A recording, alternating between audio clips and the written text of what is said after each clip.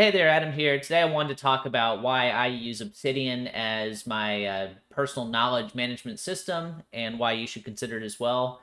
If you're not familiar with me, I am a North Carolina attorney, primarily in personal injury and real estate, and I'm also a real estate investor. And I will only talk to you about things I actually understand in this channel. I'm not going to go off on some SEO rant. So today I wanted to about Obsidian, which is a program that you may or may not have heard of. It's similar to programs like Notion or if you've ever used Wikipedia or something like that. This is almost like a personal wiki, is perhaps the easiest way to describe it. And I've been using it probably for, I guess, about the last 6 months or so, and it's been fantastic for keeping me organized and sort of just reminding me of things that I had sort of spur of the moment considered.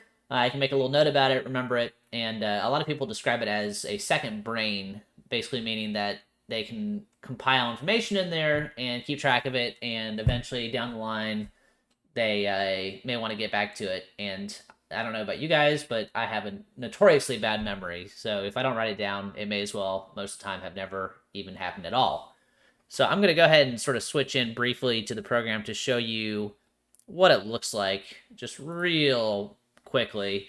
So this is sort of the layout for Obsidian, and you'll notice that I have some folders, but it uses a link-based system to connect the documents to one another. So let's just say I want to go to one of my major documents. Let's just say, I don't know. We'll go to, oh, see, they changed it on me. There we go, tags. So let's go to one of my major ones. We're going to go to my personal investing one.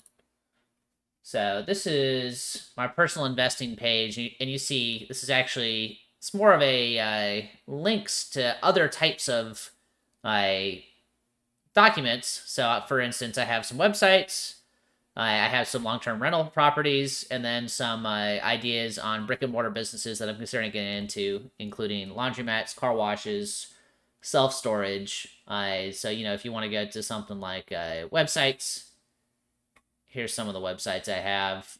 Actually, I think those are all my current websites.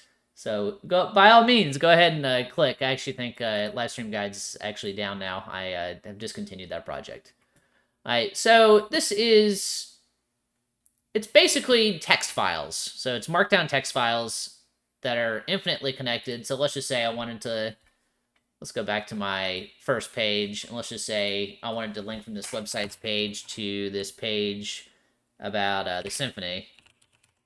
So let's link to the Symphony page. You can just link it like this, and then I can click here, and this was a Symphony I recently went to in Charlotte, and just some of my thoughts about the different songs. Like, apparently I love the Bach Concerto. It was a very, very good cello concerto that I quite enjoyed.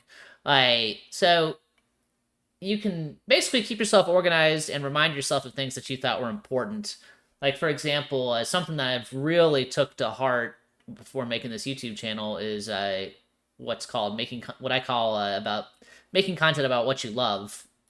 So I actually made a specific note, and this was based on the original seed of this sort of thought came from Gary Vee. I know people have strong feelings about him one way or the other. I like some of his stuff. I dislike some of his other stuff. He's provocative, to say the least.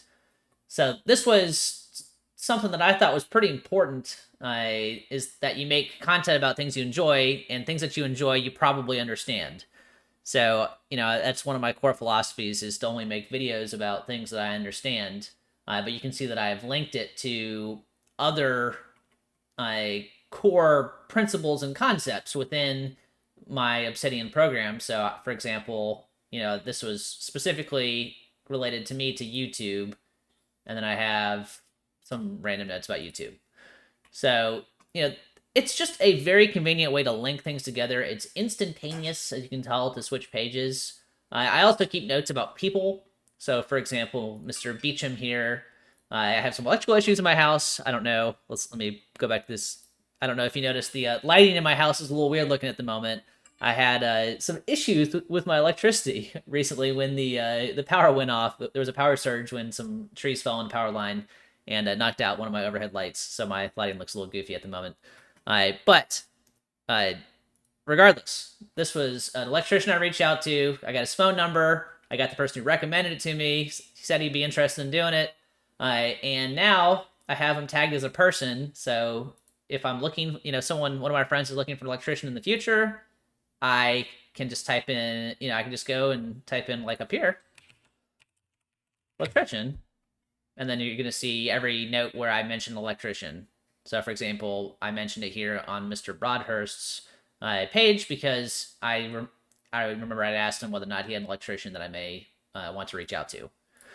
So that's a real basic sort of overview. As you can tell, it's both a information storing system, and it is also it's a linking system so you can combine thoughts and ideas.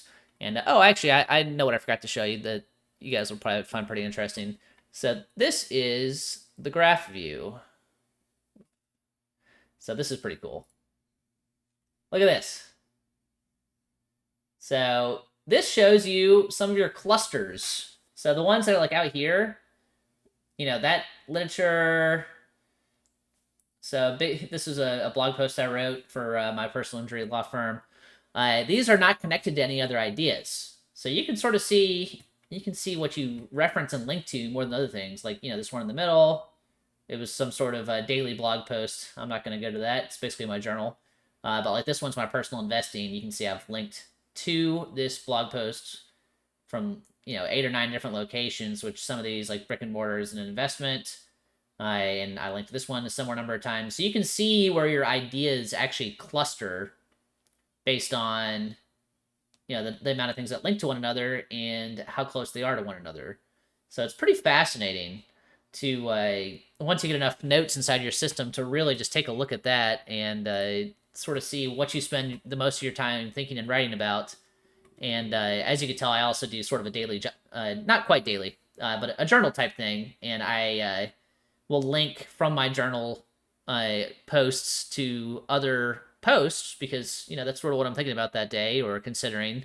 And it's interesting to watch the trends. So, if you're one of those kind of people that really enjoys writing to some degree, I mean, it's written. I mean, it's organizational. It's a compilation of information.